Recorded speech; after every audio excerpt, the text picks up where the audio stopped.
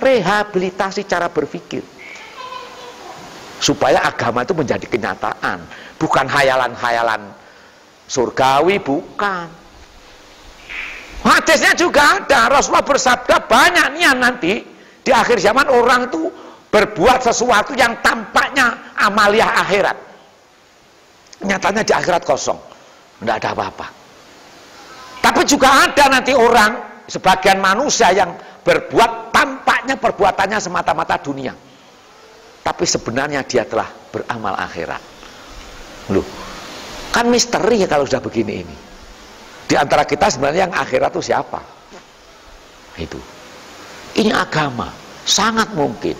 Dan agama sangat mudah, karena memang agama untuk memudahkan manusia bertemu dengan Sang Khalik. Gitu.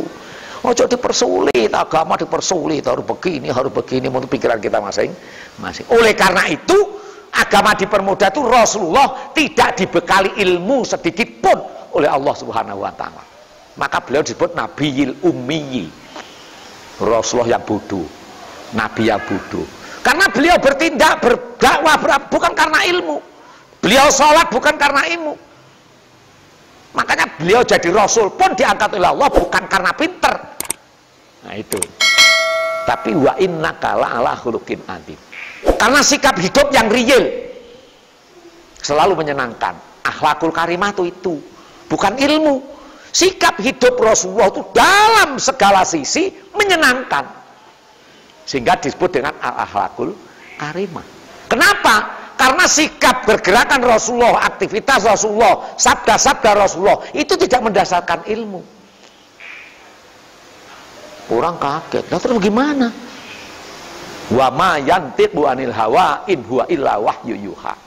Jadi Rasulullah itu berbicara, bergerak, beraktivitas, bersosialisasi, berkuasa, berdakwah, itu dasarnya wahyu, bukan ilmu. Di atas ilmu wahyu itu, gitu loh. Kalau berdasarkan ilmu mesti akal. Kalau akal pasti merekayasa. Kalau wahyu tidak ada rekayasa.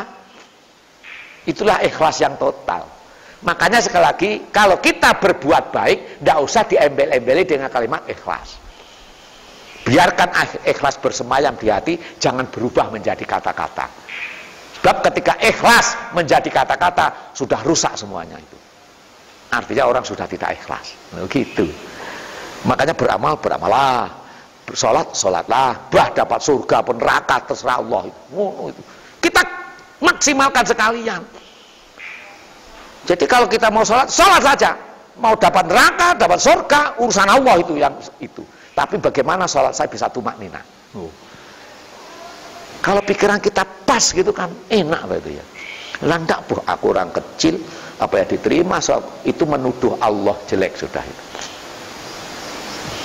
Karena kita kecil, kita besar, yang bikin juga Allah sendiri kok itu. Kita pinter, kita goblok, yang bikin juga Allah. Tapi aja diomong-omong no. Kadang-kadang kita tuh terus, lah aku goblok kata Allah, alasan malas. Itu karena apa? Otak itu tadi masalahnya. Otak menjadi ganjalan supaya kita ketemu dengan Allah Subhanahu wa Ta'ala tadi. Maka hidupkan hati nurani.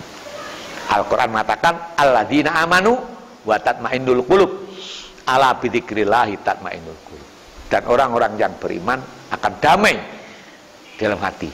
Damainya hati itu ketika di kontinuitas, ingat, nyambung, wasilah kepada Allah Subhanahu wa Ta'ala. Disebut zikir.